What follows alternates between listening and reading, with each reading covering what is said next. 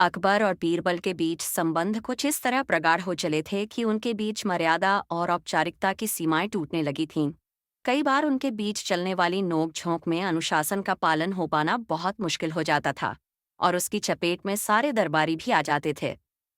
एक बार अकबर ने बीरबल को बेवकूफ बनाने की सोची।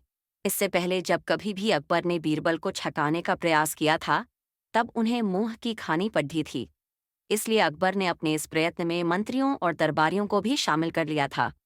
अकबर ने मंत्रियों और दरबारियों को इस बात के लिए राजी किया था कि बीरबल जब दरबार में आएंगे, तब वे उन्हें बताएंगे कि रात को उन्होंने एक स्वप्न देखा है, जिसमें एक फरिश्ते ने उनसे कहा कि राजमहल के पास जो तालाब है, उसमें उनके दरबारी बारी बारी से गोता लगाएं।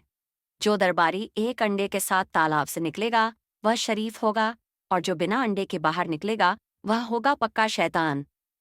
इतना बताकर अकबर ने सभी मंत्रियों एवं दरबारियों को एक एक अंडा दिलवा दिया, जिसे उन लोगों ने अपने अंतवस्त्रों में छुपा लिया।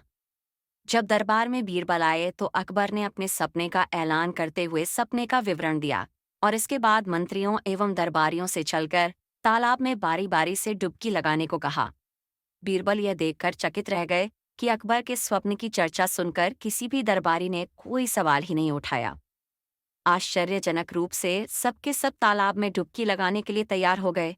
यह सवाल बीरबल के मन में चलने लगा।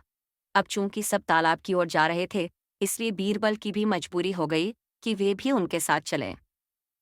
बीरबल ने एक विचित्र बात यह भी महसूस की कि सभी दरबारी अधिक चपल और प्रसन्न दिख रहे थे। बादशाह, जो ऐसे मौकों पर बीरबल को साथ रखना पसंद करते थे, अपने मंत्रियों के साथ चल रहे थे।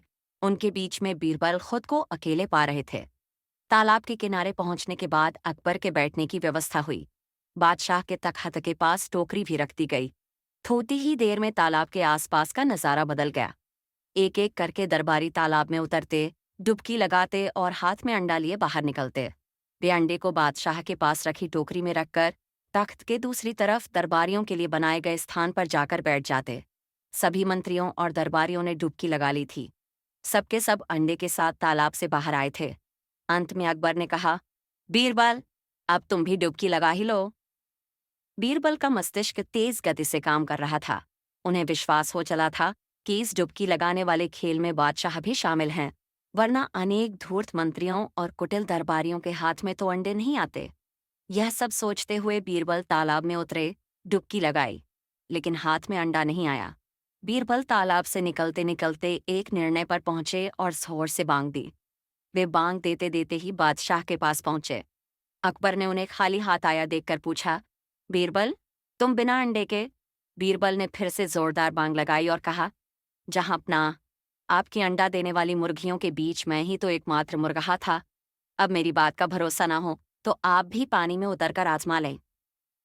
बीरबल की बात सुनकर बादशाह भी झेंप गए और मंत्रियों एवं दरबारियों की जुबान लज्जा के कारण खुल नहीं पाई। बादशाह ने अपनी झेंप मिटाते हुए कहा, बीरबल, तुमसे पार पाना मुमकिन नहीं है। दोस्तों, अगर आपको ये वीडियो पसंद आई तो वीडियो को लाइक और शेयर जरूर करें और चैनल को सब्सक्राइब करें।